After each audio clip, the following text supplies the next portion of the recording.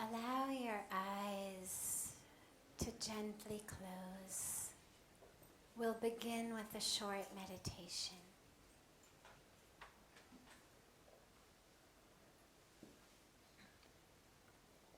Allow your hands to stop doing whatever they're doing.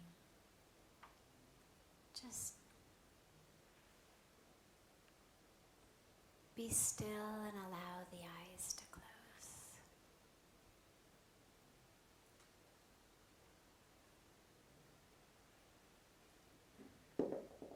Draw the awareness from your focus on the world outside you, inward. So in meditation, we're not dulling our senses. we're not numbing ourselves or cutting ourselves off. But instead, we're literally pulling in the organs of sensation and perception. Pulling in the awareness and the focus from the sights and sounds and smells of the world outside to the inner world.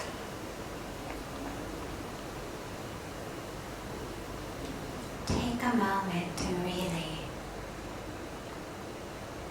draw the awareness inward.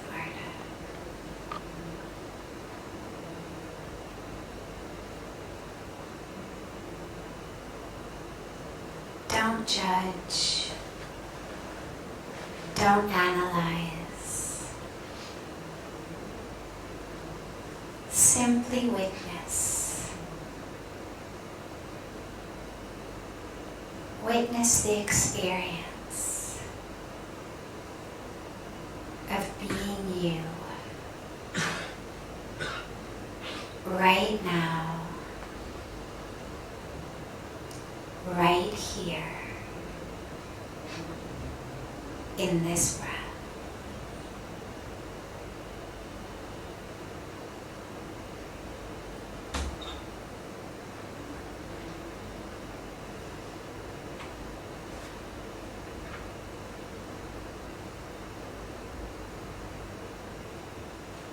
Draw the awareness to the breath. Don't try to change it. Don't manipulate it. Don't count it. Just allow your awareness to merge as fully as you can with your breath.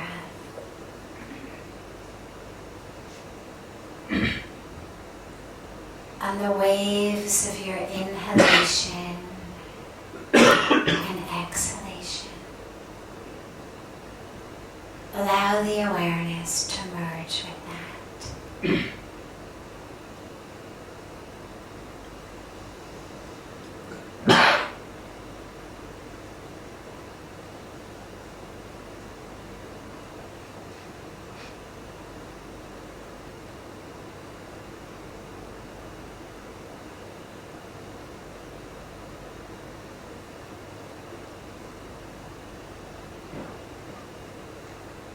As you exhale,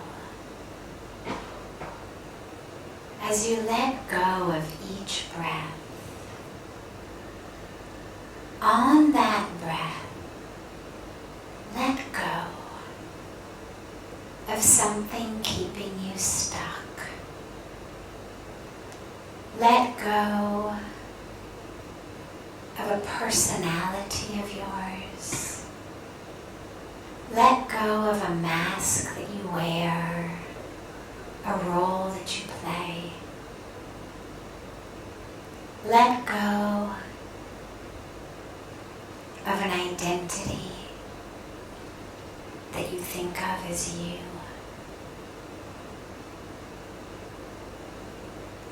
Let go of a responsibility.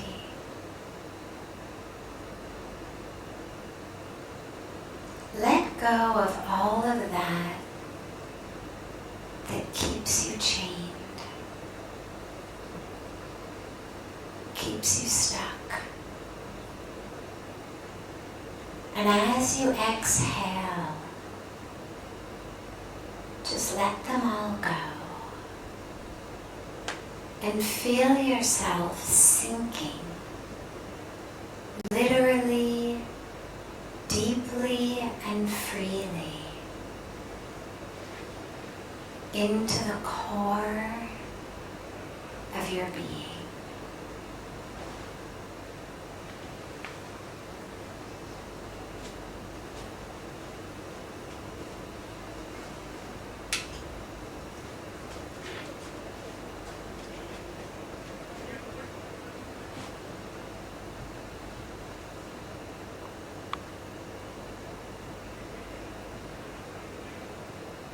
hold the awareness of the breath as low in the abdomen as you can. So it's not the breath in your chest and lungs, but it's the breath below the navel.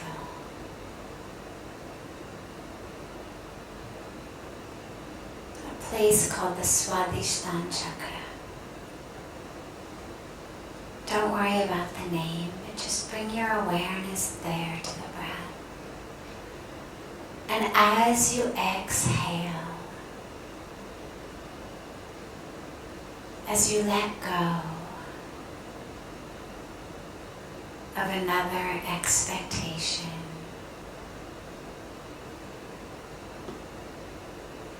another attachment, as you let go of all of that, sink deeply and freely into that core low in the abdomen.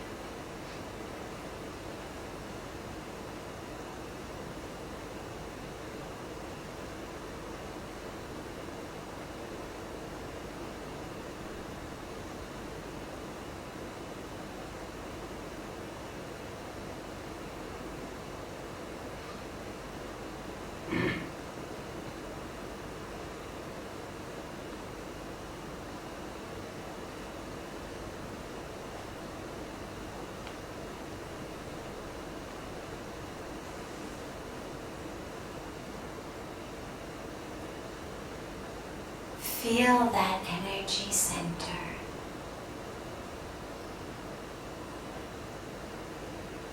Feel that core of the self.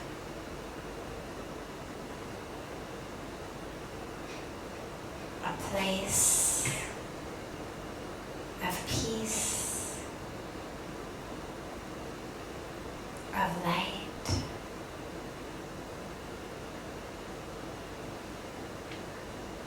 Of freedom.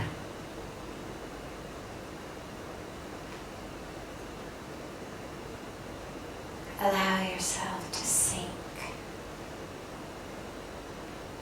into that source,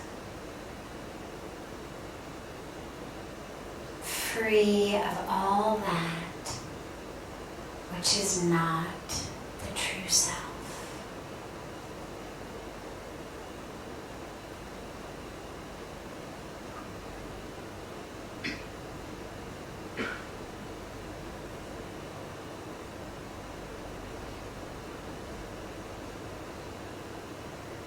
If you find your mind wanders, just bring it back.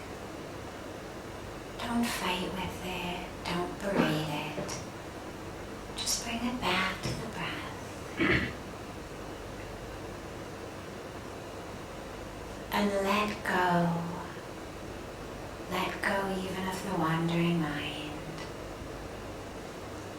Let go of the thoughts. Let go of the one creating the thoughts.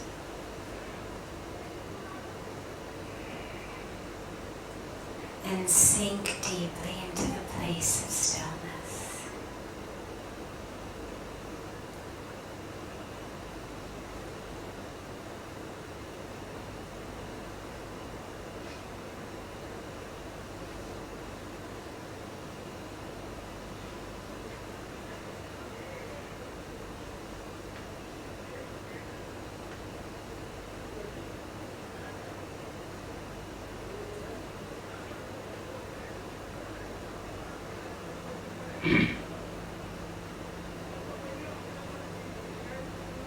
Gently bring your palms together at chest level.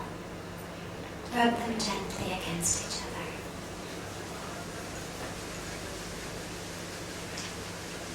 Place your palms over your closed eyes.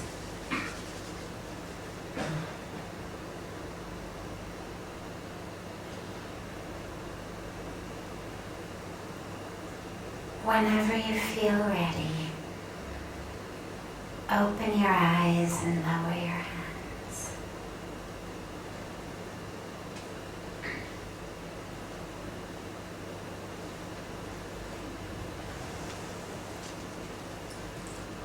Welcome to Satsang, everyone. We'll start as always with a question that has come in advance, and then open it up to everyone here. If anyone here has any questions, I'd be happy to take them. How do we keep peace of mind while performing our duties? And I'm actually going to take two questions together, because the next one says, how can we be happy all the time? And those sort of go together, because if we didn't have any duties, and if everything went exactly according to how we wanted it to go, most of us think we'd be pretty happy and peaceful all the time. And that it's our duties that perhaps keep us from being happy and peaceful. So I'm going to take them together. How do we stay happy and peaceful while performing our duties and all the time? By realizing that nothing in the world can steal our happiness or peace until and unless we hand it over. Getting bit by the wrong mosquito can steal your health. Drinking the wrong water, eating the wrong food can steal your health. If you've had a cup or even a spoonful of bad water, if you got bit by a mosquito with some illness, it's gonna take your health. Whether it takes it for an hour, whether it takes it for a day, or it takes it for a week, it's up to whatever particular bacteria or virus that might have been. But there's very little you can do to prevent it from taking your health away. Yeah, you can strengthen your immune system, you can get some rest, you can tend to your illness as well as you can, but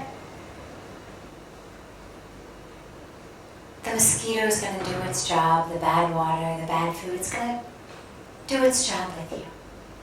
But happiness and peace does not exactly exist within me in the same way that a healthy digestive system exists within me, for example, or that a body temperature exists within me. It's not a physical attribute. There's no place in me that happiness exists where someone can come in and steal it. There's no place in me peace exists where someone can come in and steal it. It's not in a certain part of my cell. But if something else gets into that cell, it no longer can coexist. There is nothing, no one, that actually has the ability to steal our happiness and peace. Until and unless we delve within ourselves and hand it to them. And that's up to us. And that is true whether we are doing our duties, going to work, fulfilling our jobs, doing our chores, running our errands, taking care of things we need to do, or whether we're sitting in meditation. Because the thing that steals my peace and happiness is actually my mind. And my mind is there whether I'm sitting in meditation, whether I'm at work, whether I'm shopping, whether I'm stuck in traffic, whether I'm at the dining table. So the truth is, it's actually my own mind I need to deal with. It's my mind that says, oh, you've done this, you've said that, okay, here's my peace. Here's my happiness. I'm going to get angry now. which is amazing when you think about it, and actually so ironic. Here is this person who has already treated you badly, who has already done something that is not right or not kind.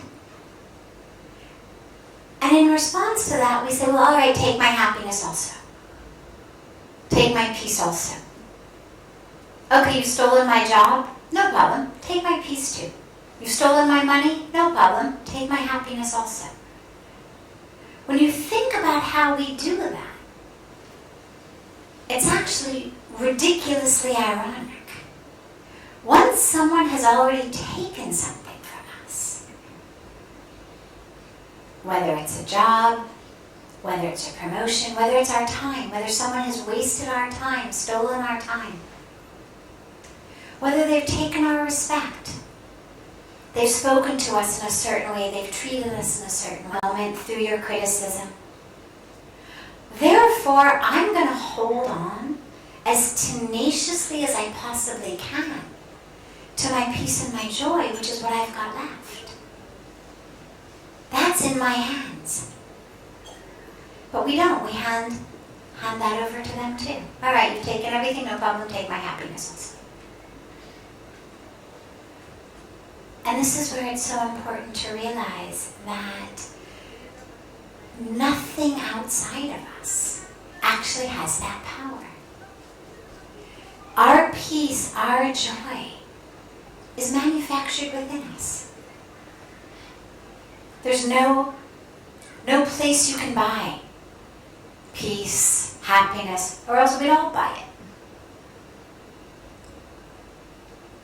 The only manufacturing factory of that exists within me, in my own mind. My own mind is the factory that I decide, oh, okay, today we're going to manufacture happiness. Great. Or, oh, this and this happened. Okay, today we're going to manufacture bitterness and anger instead.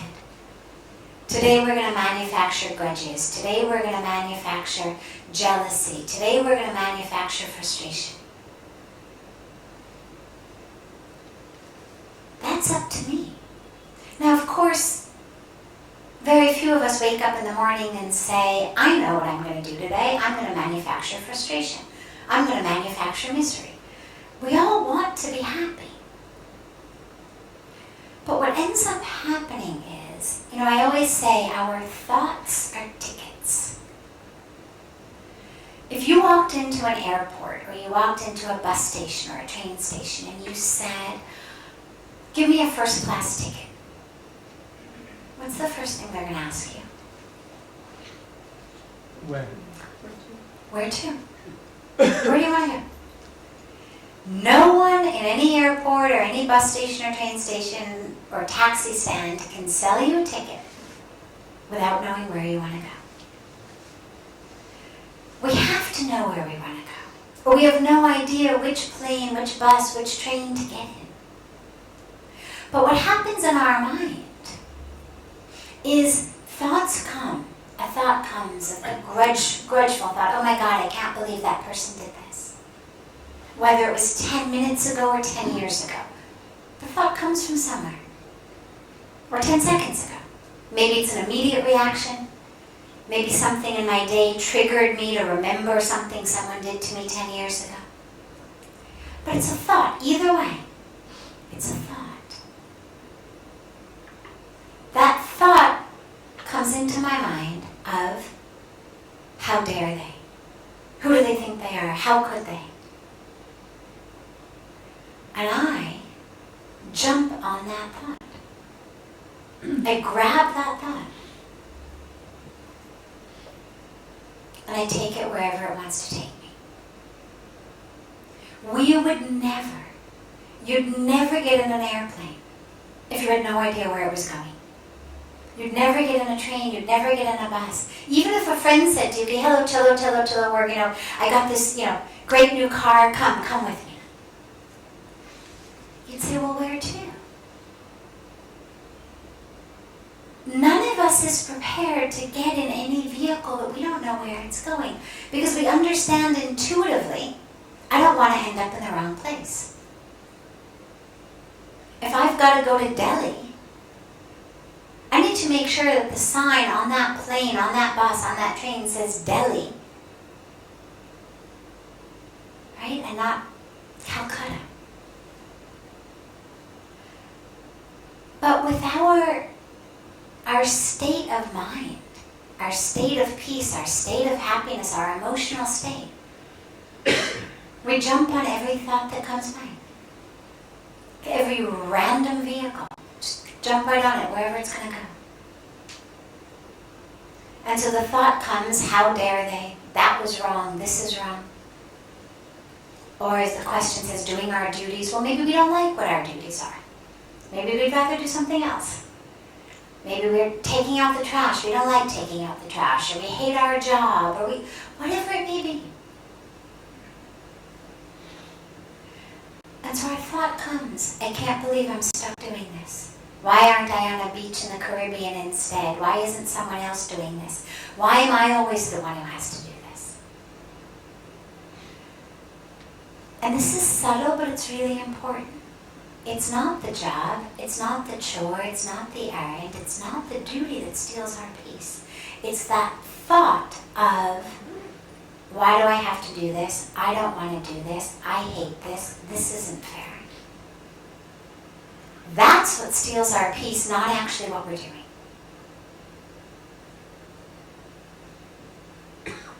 And so the only way to stay peaceful and happy all the time, regardless of doing our duties, meditating, having dinner with our family, being with our friends, because wherever we are, there are triggers. Wherever we are, we have this attachment that people in the world should act in a certain way, be in a certain way. And when they don't, we react. And even if we don't react outside, because we don't want them to think badly of us. So maybe we smile very nicely outside, maybe we act like we're very, very calm, as Puja Swamiji says, posing our calm. But inside we're furious. Well, that thought in our mind has just stolen our peace. That thought in our mind has stolen our joy. And so the only way is to take care of your thoughts. I saw a sign once many years ago that said, watch your thoughts and you will see the future.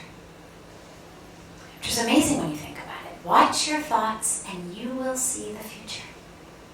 Because literally what we think is the world we are creating for ourselves.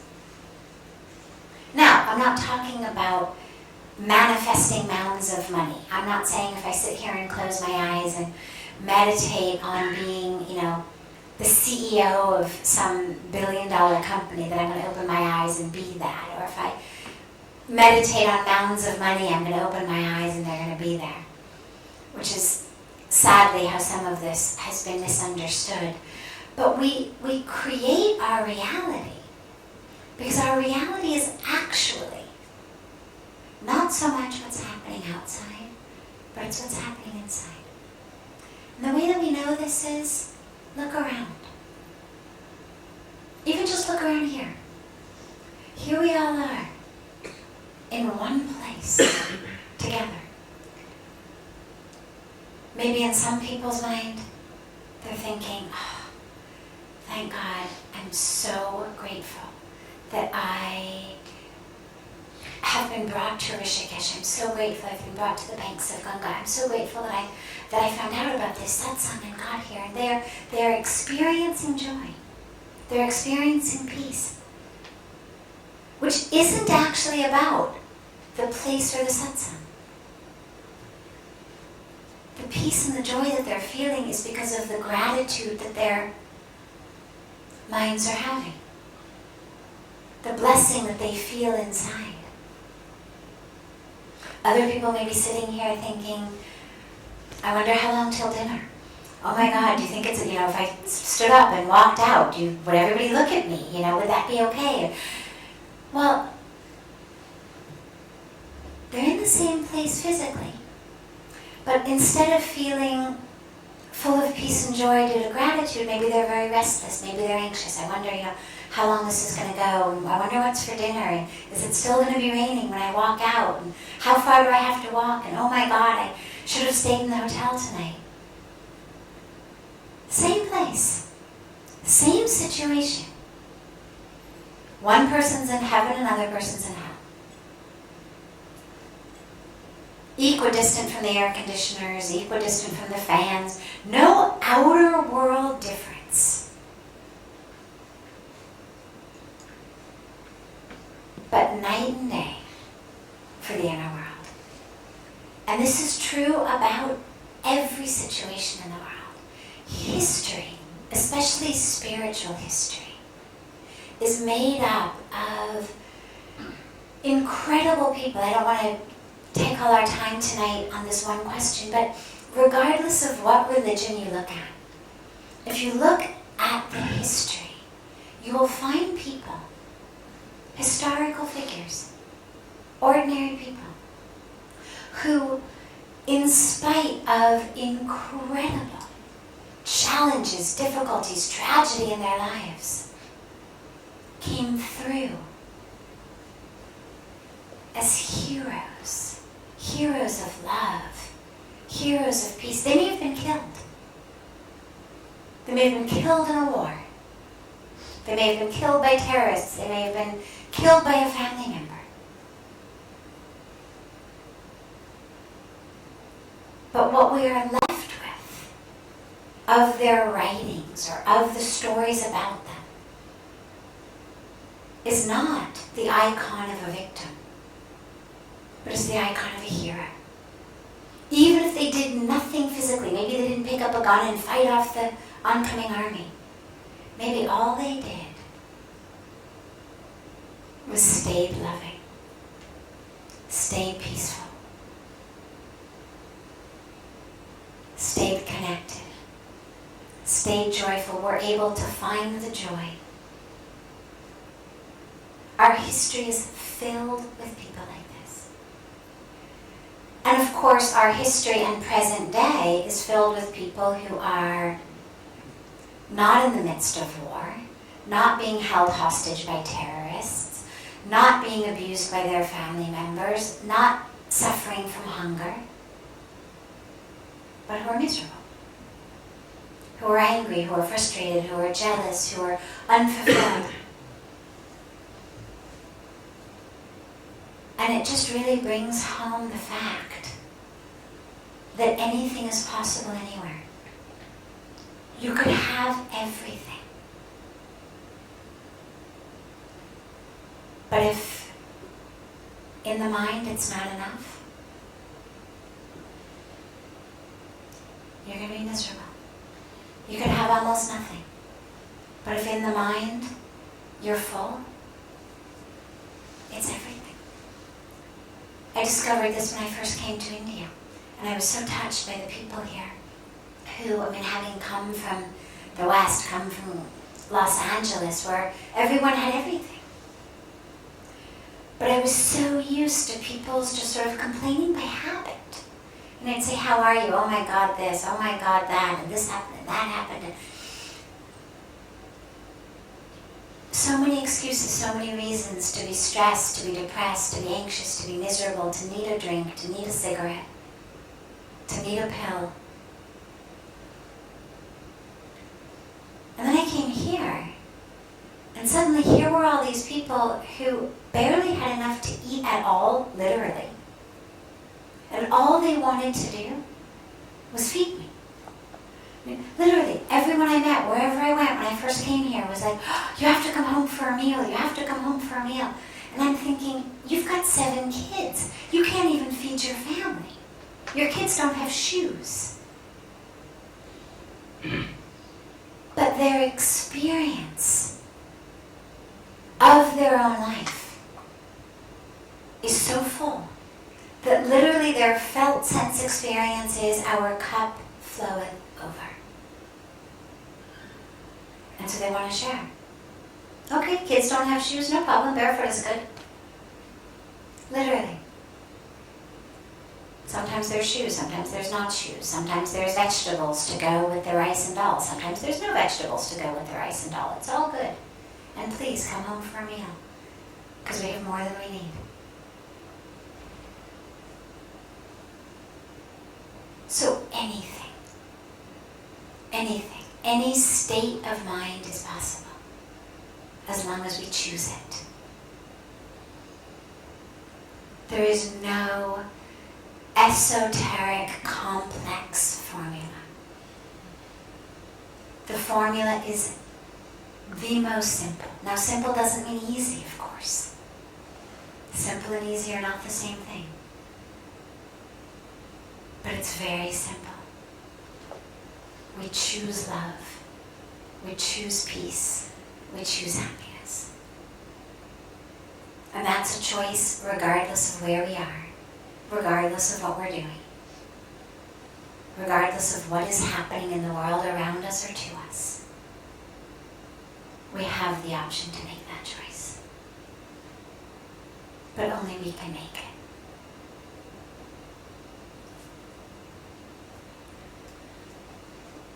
So before I take another question that's come in advance, I am happy to open it up to anyone here who may have any questions. Yes? It sounds to me like the external world has no bearing on your happiness. So how do you stay happy in the midst of pain? And pain confronts itself. So simply choosing happiness and peace doesn't mean that the external world has no bearing on us. We are energetic beings. We don't live in cocoons. I mean, sometimes we've created them. Sometimes we've literally built walls around ourselves. But we're energetic beings. We are constantly being impacted energetically by the world around us, which means that the world does impact us. So it's not that it has no bearing. It's that regardless of what is happening, I have the ability to choose peace and joy. But how do we do that, as you asked, in pain? Well, pain is different than suffering.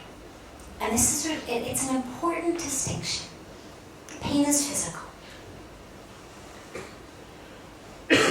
Suffering is a choice.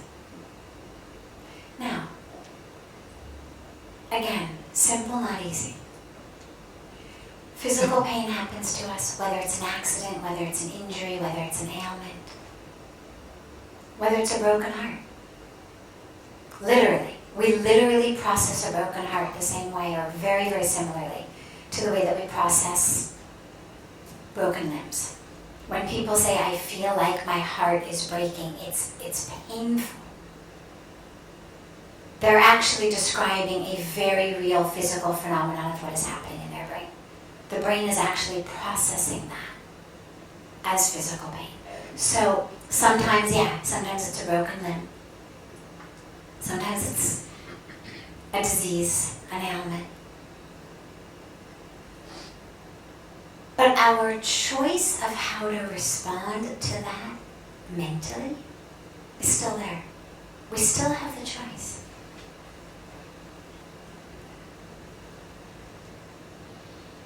A very, very powerful practice in that state, because of course the pain, when it's in my body, feels like it's me, and the ability to distinguish the thoughts in my mind, the feeling in my mind from the pain in my body feels impossible.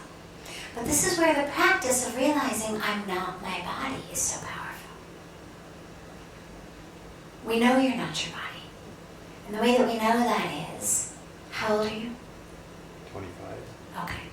So when you were 3 or 4, maybe 2, you started saying I, me, mine, right?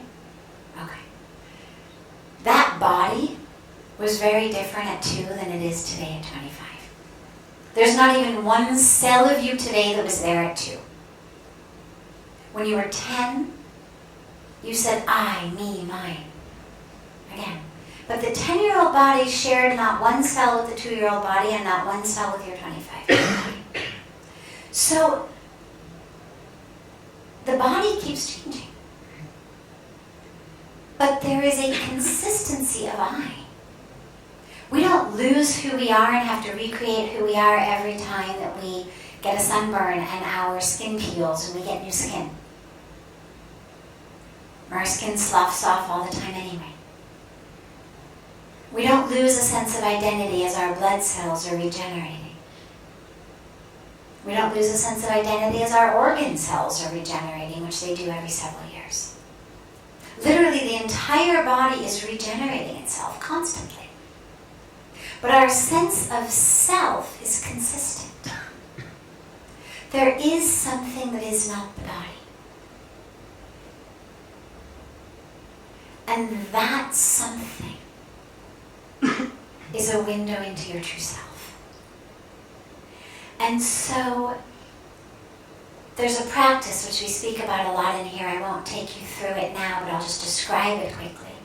Is a meditation practice called Neti Neti. And it's a meditation in which you literally, with your eyes closed, you go through and you say, I'm not my clothes.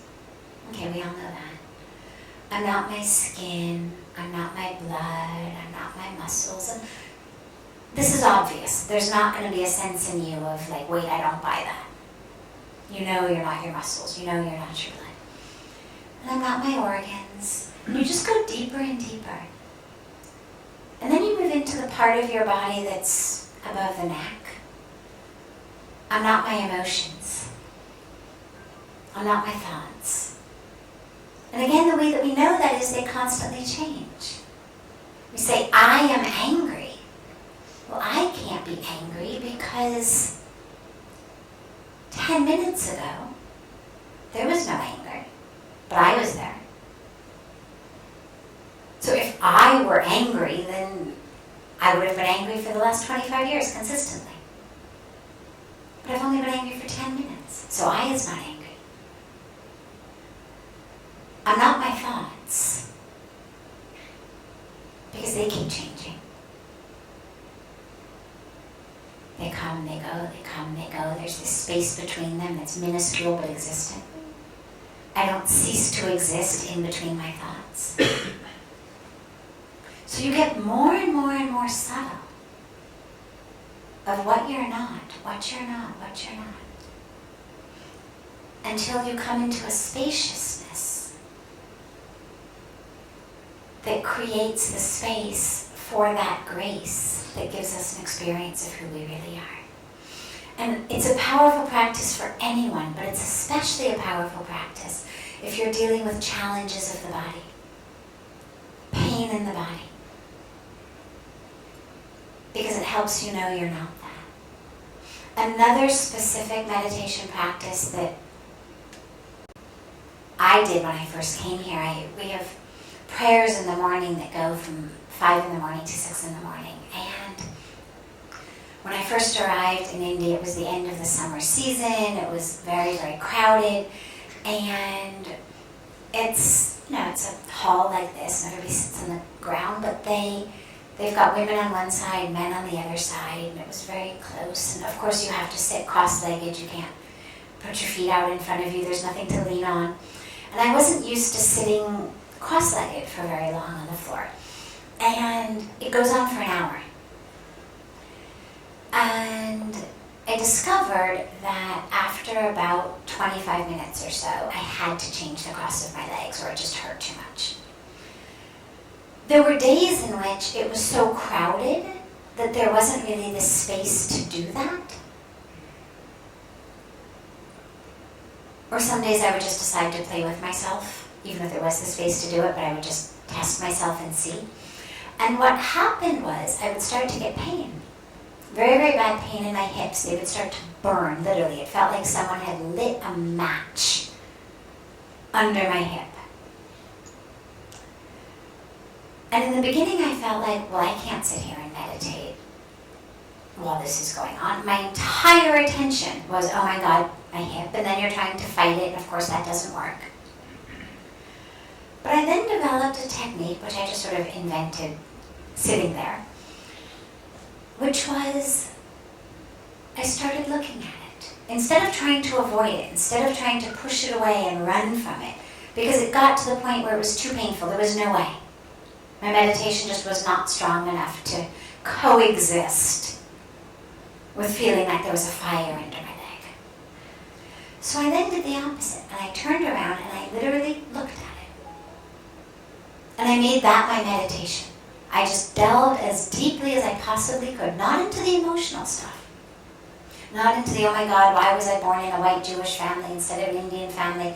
Look how easily these people can sit on the floor. That's not fair.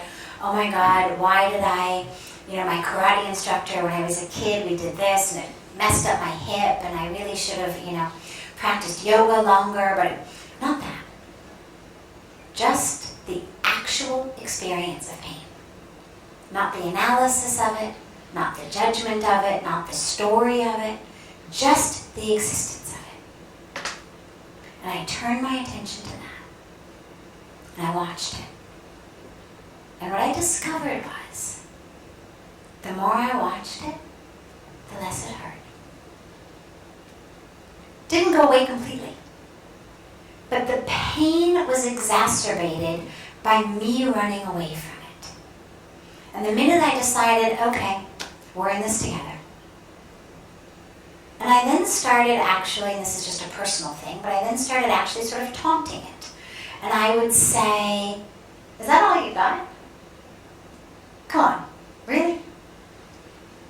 You can't get any hotter? See, look, you're burning and I'm still here. Come on, you can get a little hotter than that. And I started just playing with it. And what I discovered was the more I did that, the more it dissipated. And interestingly now, that was 22 years ago, interestingly now, physics, quantum physics is talking about something they call the observer effect, which I won't go into all of that. I love the science, but the observer effect basically says that things change based on being watched, based on who's watching them. We used to talk about how we had waves and particles. We had matter and we had energy, and everything was either wave or particle. Quantum physics then started talking about how actually, sometimes waves become particles, and sometimes particles become waves. Sometimes it's not quite as cut and dry. But now they're talking about how actually being watched and by whom has impact on whether it's a wave or a particle, which is phenomenal, but I won't go there tonight. But the sheer aspect of watching transforms us and transforms the pain. Because pain is actually processed in the mind. We think of it as very physical. I've got a broken leg. My pain is therefore due to my leg. Right?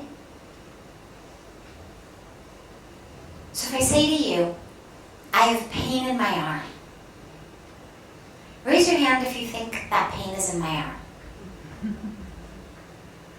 Raise your hand if you think that pain might be somewhere else. Okay, only like 2% of you voted at all. Really, pain in my arm. Is it in my arm? It's in my mind. Now, that doesn't mean I've made it up. I'm just talking about where that pain exists. More than 50%, and if you doubt this, more than 50% of people who have had a limb amputated experience what we call phantom pain, which is pain in the limb that no longer exists. More than 50% of people. So, if more than 50% of people who have had this painful arm amputated still experience pain in the arm, where's the pain? In the mind. And the treatment for that pain, by the way, the treatment for the phantom limb pain, is literally a trick with boxes and mirrors that we play on the brain. Again, I won't go into the details, but that's the treatment for it. It's not a pill, it's not an operation. It's a box and mirrors trick of illusions that tricks the brain and treats the phantom pain. This is not to undermine very real physical challenges, but this is to help you know that you're not a victim of them. That how you respond to that is up to you. That physical pain, that broken limb may no longer be in your hands. You fell, you broke it, it's injured, you've got that. You got bit by that mosquito, you've got that illness. But you still have full power of what your mind does in response to that. That's in your hands. The body may be sick, you are not sick. The body may be in pain, you are not in pain. Find the you that's not in pain. Because it exists. Find that you inside. Who's the you inside that can watch the pain of the body? Find that. And connect with that. And that's going to be your way out. The pain may dissipate, the pain may not dissipate. But the suffering will definitely dissipate.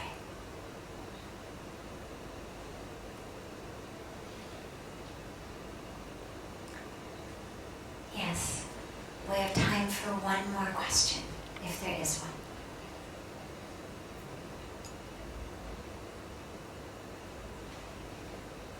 Yes. When we say that we observe ourselves and through observation we find our true self.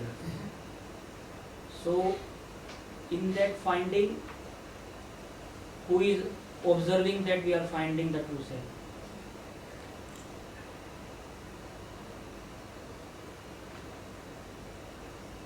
Experiencing the true self is an experience. And yes, we can get very philosophically, semantically esoteric about, well, I'm the witness, I'm watching myself act. Well, who's the one watching the witness? I'm finding my true self. Who's the one watching that? Who's the one aware of the fact that I'm watching? These are great questions to use to go into meditation. The questions themselves, it's not so much that the goal is the answer. The question is the path. Because through asking myself these questions, who is the one? Who's the one who's watching me meditate? That question itself takes me deeper. Who's chanting my japa? Who knows that I'm chanting japa? These are not questions about a right answer or a wrong answer, what I say, what someone says. These are questions that themselves are both the means and the end. It's not about answering them. It's about asking them. And on that question, the experience comes. So when we experience our true self is infinite, boundless. The body is born and dies. The soul doesn't. Right? This is where what Lord Krishna reminds us in the Bhagavad Gita, right? It cannot be burned by fire, it cannot be dried by the wind, it cannot be wet with water, it cannot be cut by knives. You were never born, you will never die. We're given it. We're given it very simply, very clearly. You are not the body. And so the experience of the true self is an experience of that spaciousness, of that infinite nature, of that soul, of that spirit that is one with the universe. We talk about my soul, your soul, his soul, her soul, but it's actually just soul. It's actually just soul, like it's ocean. There's lots of waves on the ocean, but they're actually all of the same ocean. There may be lots of reflections of the sun based on the number of vessels I have on the ground, but there's only one sun. And it's the same way that, so our experience of our true self is an experience of boundlessness, spaciousness, oneness, connection with ourselves, with the divine, bless you, with the divine in all of creation. An awareness that we're just two waves of the same ocean. Today, my wave is here, yours is there. Some other part of time, in the past, in the future. Your wave could be over here, my wave could be over there. That we're really all one. The separation is this sort of illusion of this intersection of time and space, which we freeze frame and call reality. And so the experience of the true self is an experience that touches that. People experience it differently. People describe it differently. They use different words to describe it. But one thing is pretty sure. In that moment, you're not watching it happen. Because it's all one. And yeah, there may still be an awareness. There may still be an awareness of, oh, so this is what samadhi is. So this is what enlightenment is. But the more present that voice is, the less you're actually in the experience of it. And ultimately, interestingly, the more you go back from it, okay, so I'm watching myself in samadhi. Well, who's watching me watch myself in samadhi? Eventually, if I keep doing that, I'm going to be in samadhi over here.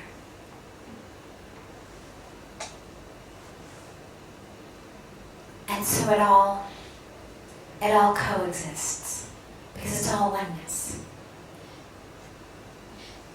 And so we watch it to remind us, I'm not that which I'm watching. But when I have that experience of isness, full isness, there's no one left to watch. It's like you can either, you're hugging a loved one. Well, if you're thinking about the fact that you're hugging a loved one, there's a part of you that's not fully in the hug. If as you're hugging, you're thinking, oh, he or she gained weight, lost weight, strong, weak, tall, short, whatever. If I'm watching this happen, I'm not fully in that hug. In order to be fully in the hug, I have to no longer be watching it. Love and spirituality have a lot of parallels. And a lot of overlap. And in both cases, at the ultimate, highest, fullest place, it's a total fullness of the highest truth of who you are. There's nothing left that's watching it. Yeah. Wonderful. Have a beautiful, beautiful rest of your evening, everyone. And we'll see you all tomorrow.